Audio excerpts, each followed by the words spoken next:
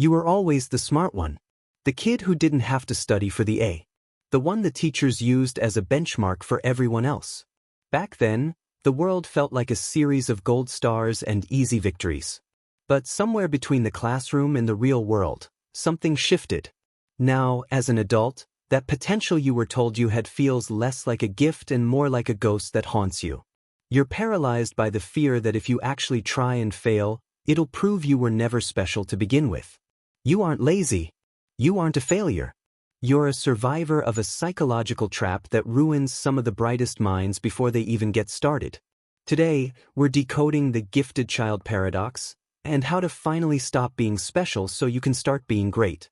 The trap was set before you even realized it. When most kids were praised for their effort, you were praised for your identity. They didn't say, "You worked hard on that." They said, "You're a genius."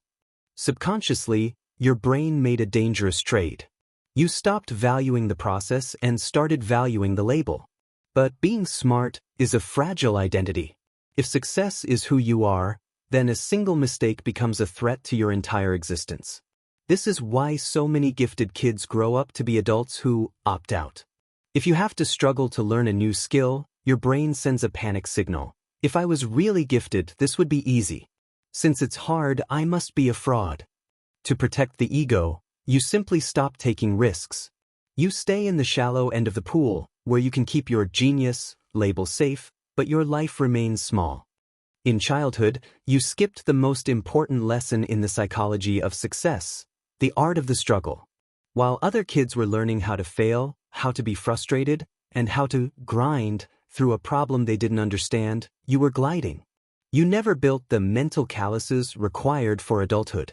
Now, the world doesn't care how high your IQ was in the 5th grade. It cares about endurance. When you hit your first real wall, a difficult career path, a complex relationship, or a creative project, you don't have the tools to climb it. You experience executive function burnout. You become a perfectionist who never starts anything, because to your brain, a blank page is better than a page that isn't a masterpiece. Potential is the most expensive thing you can own. It's a debt you can never fully pay off. Every time an adult told you, "I expect big things from you," they were unintentionally placing a brick on your shoulders. By your late 20s, that weight becomes unbearable. You look around and see people who were average in school passing you by. It hurts not because they are smarter, but because they aren't afraid of being bad at something. They are okay with being average while they learn. But for you, average feels like a death sentence.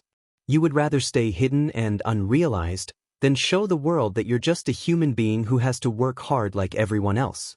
You are protecting a version of yourself that doesn't exist, and it's costing you the life you actually want.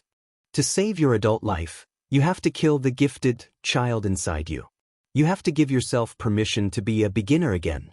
You have to realize that potential is a lie. The only thing that actually exists is what you do today. Resilience is a much better superpower than intelligence. If you've spent your life hiding your efforts so you could look talented, it's time to start showing your work.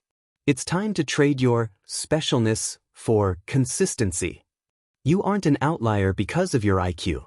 You are an outlier because you choose to keep going when the easy part is over. Once you stop trying to be special, you start becoming something much more powerful, effective.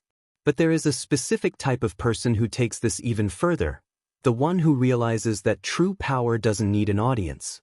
While everyone else is chasing fame, this person is winning in total silence. They are the invisible achievers. In the next part of the Outlier Chronicles, I'm going to show you why being unmarked is the ultimate competitive advantage in a world that won't stop shouting. You'll find that video on the screen right now. Subscribe to join the 1%. Protect your peace. Stay unmarked.